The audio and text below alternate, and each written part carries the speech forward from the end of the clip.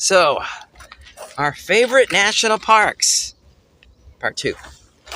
So, on the Grand Canyon story, I talked about how our current 14-year-old was a newborn, and we went out west to explore the national parks. Um, so, let's back up a little bit. I talked about the Grand Canyon. We, like I said before, we love Acadia National Park. Love it. It's our home national park. However, it's small. So, our first national park on the trip 14 years ago, we stopped off at Yellowstone.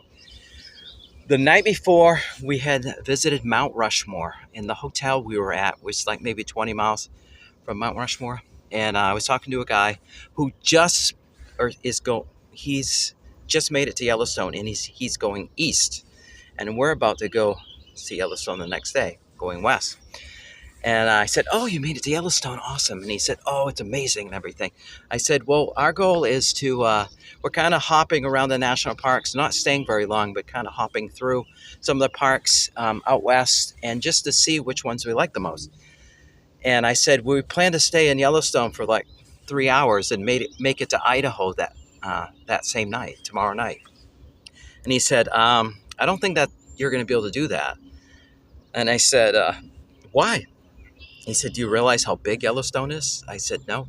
And he said, "One of the major issues, and it's a cool issue, is the bison basically own the place. And sometimes they'll get in the road, and you're at the mercy of the bison." He said, "It's going to take you a lot longer than 3 hours to get through the park."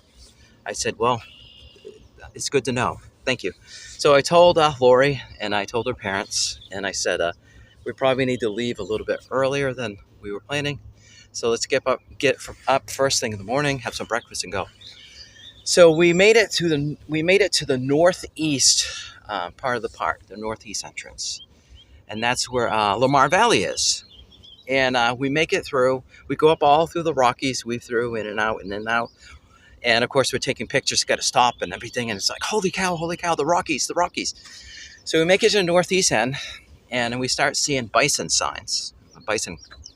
And we're like, being out in Maine, we see moose crossing signs all the time and never see any moose. So we're thinking, all right, it's good to know bison are through here, but we probably won't even see any. And then suddenly we saw three, just like 30 feet from the road. And we're like, bison, let's get out, take a picture. We're taking pictures. And we're like, holy cow, we got to see our bison, thinking that would be it. We head into Lamar Valley, and there are bison everywhere. Anyone that's been to Lamar Valley know what I'm talking about. Hundreds and hundreds of bison. We were just so excited, so excited. So we hang out in Lamar Valley. So we get to the corner. You can go towards, oh, come on. Let me think. Oh, come on. Mammoth Hot Springs. Or you can go down towards Grand Canyon, or you can go down further towards Old Faithful. So we get there. We've been in the park a few hours already. And I go, Lori has the map out. She's looking. And I go, let's go to Old Faithful. Got to go to Old Faithful. And I said, how far is that? And she said, it's like 45 miles. I went, oh, man. Oh, I guess this park is big. And I said, well, it says the Grand Canyon out of the Yellowstone. How far is that? I think she said 30 miles. I said, okay, let's go see that. So we go down towards the Grand Canyon of the Yellowstone, and we hit some of the, come on, the pressure, not the geysers, but the steam. Man, my brain. And we're like, holy cow, it's going, psh, and, just steam's coming up across the road. We stop off. And it's getting late. It's getting close to sundown. Like, we got to get to our hotel. So we get back in, go to the stop where the Grand Canyon Yellowstone is. And I want to go down. There's a place where you can go down where Yellowstone Falls is.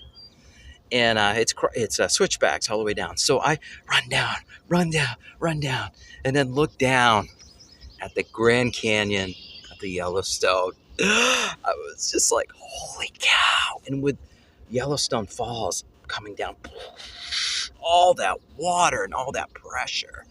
I'm like, this is amazing. So I run back up, run back up, run back up. And I go, you got to see it. And Lori's like, we're running out of time. And our oldest, he said, I want to go. So I put him in the stroller and we went down the switchbacks, down the switchback. It's paved. And we looked down and I was just in awe. So we run back up. Now it's getting close to sundown. And we've got to go all the way out the Idaho and the western exit entrance. And we got a ways to go. So we get in the car. We get like, wow, we've got like 2 hours, 3 hours before we get to the hotel. And then suddenly there's a traffic jam, a major traffic. What is going on? What is going on? I'm like, we got to get to the hotel. And then suddenly we see it. There's like 15 bison in the road, just owning that road. And you let them own that road. And we're kind of like trickling through like 2 miles an hour, trying not to upset the bison.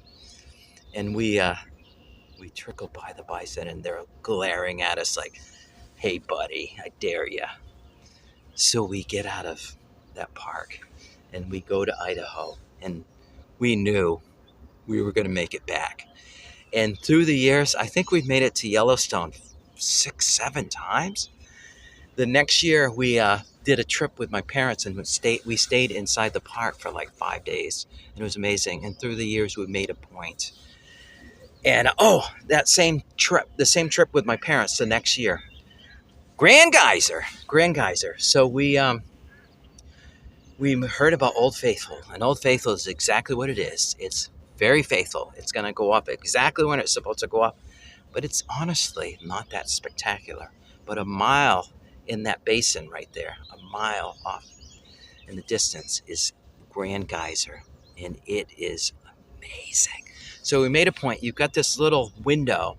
It's either 2 hours. Say they are predicting it's going to go off at 10 a.m. It could go off as early as 8 a.m. and it could go off as late as noon. So I have this huge window.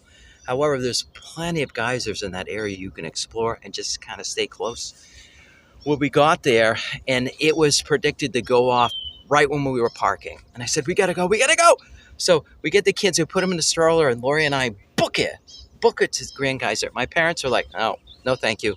It's a little bit too much of a sprint, a mile on the boardwalk to go. So they kind of stayed at Old Faithful and watched it go up, I think 2 or 3 times. So we make it to Grand Geyser, and literally the minute we get there, boom, it goes off. And it was spectacular. It's like fireworks of water fireworks. It is amazing. And I was in awe. And we've seen it go off twice. The second time was even more spectacular. Maybe 2 years later, we made it and it went off. Boom! And then the geyser chasers, I think. So we know a little bit about the geysers, but there's some people that know a lot. Woman goes, beehives going off. And Beehive kind of neighbors Old Faithful. So Beehive is not a predictable geyser. And we witness the Grand Geyser and Beehive going off at exactly the same time. And it was like I was in heaven. Yellowstone is my family's favorite park. And we'll try to make it back there many more times before the kids are adults.